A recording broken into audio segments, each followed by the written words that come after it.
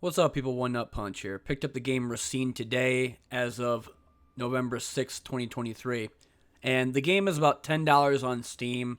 It's a full release title, not early access. But I will go ahead and talk about it because, to be honest, I put about 3 hours in my first session and played a little bit on stream. Might put out the stream on YouTube, not really sure. But I am going to be definitely going back and playing it. So what is Racine exactly? It's a pixel graphic auto battling card game, and what it is that you are playing this guy that's a protector, and he's going around beating up like demons or type of shadow people that will come after you in waves, as you see on the top right of the screen. There's also an enemy level that's the 10 that you see up there right now, and the higher that level gets, the tougher the enemies become, hitting harder, having higher health, or doing some unforeseen damage slash problems to your hand slash deck, not being able to develop enough Kai, or Ki rather, and then being able to put up the cards that you want to. For example, sometimes you'll have to do costlier cards, other times your hand won't be able to draw any cards from the deck, or some other weird thing happens. A couple of things when it comes down to combat. Combat has different portions on the screen, as you can see here. Other than the enemy level that's on the top right portion of the screen, they have the timeline of whatever enemies will be coming out to fight you. Then they have on the left-hand side of the screen your stat boosts: life, armor, damage, speed, evade, crits, reflect, and shield. There's some other ones too, but essentially the cards that you play allow you to gain those increased damages from speed, evasion, or crit, and that will stay permanently on your character throughout the entire run, so you don't have to worry about doing combat to combat, constant speed, or constant armor, or constant healing, because it will stay after each combat encounter that you have. When talking about the mini map that you're fighting on the actual world, it's a pretty big area, and you're going through these places one at a time.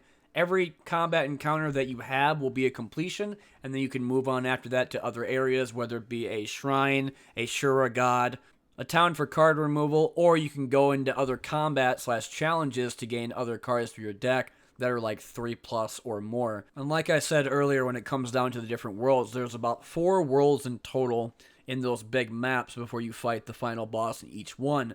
I think the first world is a like water forest, and the second one currently that I'm on is like a desert with fire. And the boss in that one is like a weird hand that does some type of fire effect on one of my cards that burns it away. But when I beat him, a fox popped out, said something about his god being overprotective or whatever, and then just kind of went away. So that was kind of the end of the run that I had. But when it comes down to the other portions of the combat, there's another thing I like a lot about Racine that not many other card games do, and that is the parry system.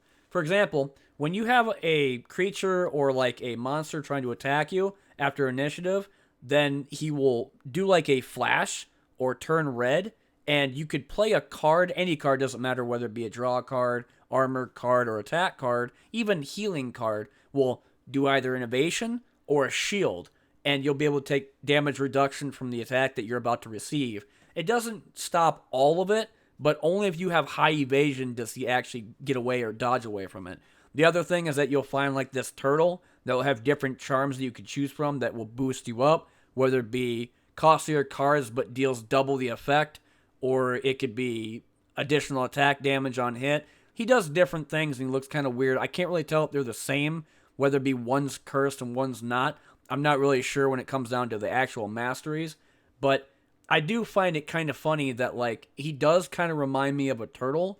If I was still playing the game Risk of Rain 1 before it became 3D with now Risk of Rain 2 that people play a lot of. But that being said, the way that it works is that you're fighting the first person or the first thing that's in front of you. So if you have to deal with a lot of the guardians that don't attack you at first, they have an eyeball that looks back and forth, but he's just there to absorb all your damage so that the things behind him can attack you. Like I said earlier when it came down to the parry system, if you use a card before they hit you, that is reduced damage. But if they hit you afterwards, then it'll be full damage anyway. And what you seen there was the rage meter. Once the rage meter fills all the way up, you get a rage card. You play that and he does like a rage super move. And I think he like slashes twice and then does a final slash with a bunch of damage. And when I did a crit build, I think the highest damage I had was 280 damage in a single hit.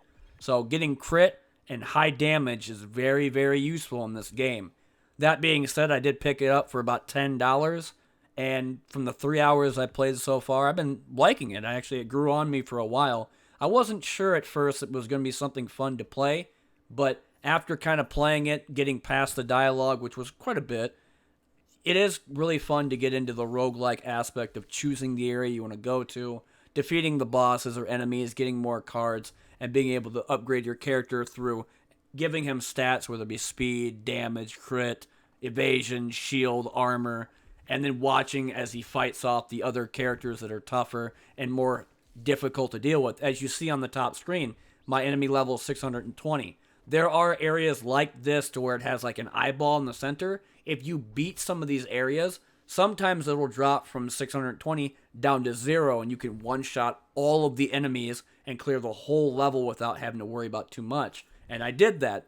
Having the crit build, I was able to one-shot everything, including the elite bosses, clear the level, and then fight the final boss of that level before I was able to pass it and go on to the second level.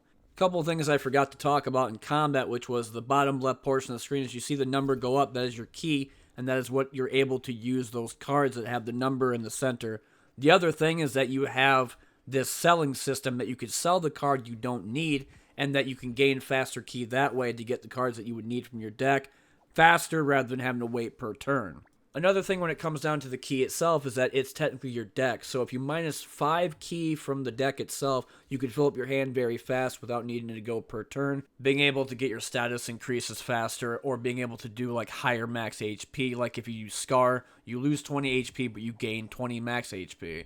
And there will be different modifiers with different effects and experimentation of abilities, so I'm not really sure what they all do, but there's like different variants of value. Like the cheapest I think was like 100, then 200, then 400, then 700, up to 1,000.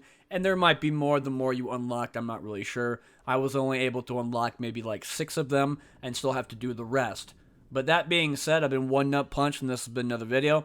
Thanks for watching as per usual, and like you see here as this weird fish pops up in this weird bowl, this has been Racine. And, yeah, thanks for watching. I'll see y'all later in the next one.